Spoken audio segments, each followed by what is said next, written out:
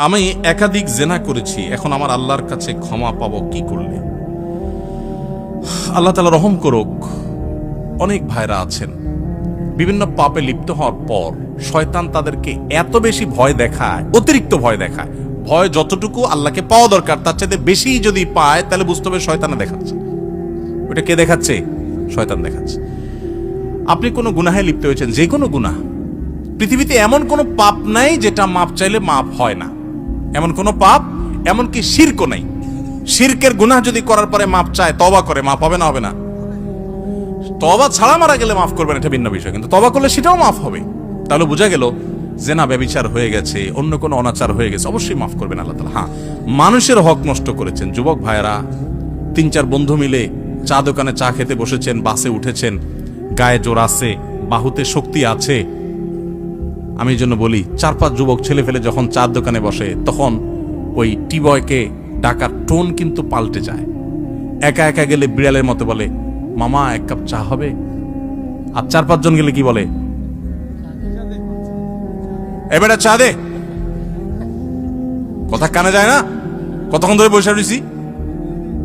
কারণ আশপাশে বন্ধু বান্ধব চা আছে, শরীরে একটু ভাব আসছে, তাই না?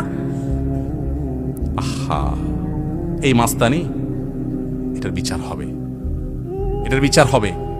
দুনিয়াতে সে বেচারা বিচার পাবে না, কিয়ামতে বিচার।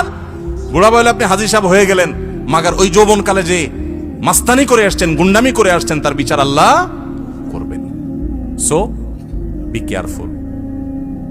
এই যৌবনকে পাগলামি করে নষ্ট করবেন না, ঠিক আছে তো? ইনশাআল্লাহ যে কোনো অন্যায় করে আল্লাহ কাছে মাফ চাইলে মাফ করবেন, কিন্তু মানুষকে ওই যে ধাক্কা দিয়েছেন, গালি দিয়েছেন, অধিকার নষ্ট করেছেন, হক মেরেছেন, এগুলো কিন্তু আল্লাহ মাফ করবেন না। সাবধান। এই জন্য নবী করিম সাল্লাল্লাহু আলাইহি ওয়াসাল্লাম বলেছেন, সেদিন আসার আগে মাফ চেয়ে নাও, যেদিন কেউ কাউকে ছাড় দিবে না, কেউ কাউকে ছাড় দিবে না। গালি দিয়েছেন, রিকশাওয়ালা ভাড়া দেন নাই, চুন থেকে নুন খসছে, কথা থেকে কথা বাড়ছে, তর্ক হয়ে গেছে, যাবেটা দিলাম না, কি করতে পারবি কর, চলে আসছেন। এটার ছাড় কিয়ামতের দিন হবে না। নবী সাল্লাল্লাহু আলাইহি ওয়াসাল্লাম বলেছেন, দুনিয়া থাকতে এগুলা মিটমাট করো, এই মামলা নিষ্পত্তি করো, তার হাতে পায়ে ধরে মাপ চেয়ে এটাকে শেষ করে যাও। কিয়ামতের ময়দানে কেউ কাউকে ছাড়বে না। অন্য কোনো অন্যায় করেছেন, জেনা হয়ে গেছে, আল্লাহর কাছে মাপ চাইছেন, তওবা করছেন, লজ্জিত হয়েছেন, আর কখনো করেন না, ফিরে আসছেন, ইনশাআল্লাহ মাফ করবেন আল্লাহ তাআলা। আল্লাহ বলেছেন, লা তাকনাতু মির রাহমাতিল্লাহ, আল্লাহর রহমত থেকে নিরাশ হইও না। ইন্নাল্লাহা ইয়াগফিরুয যুনুবা জামিআ, আল্লাহ সব গুনাহ মাফ করে দিবেন। অতএব জেনা করলেও আল্লাহ তাআলা কি করবেন? মাফ। কিন্তু তওবা করতে হবে খাঁটি অন্তরে, আর করা যাবে না, অনুতপ্ত হতে হবে।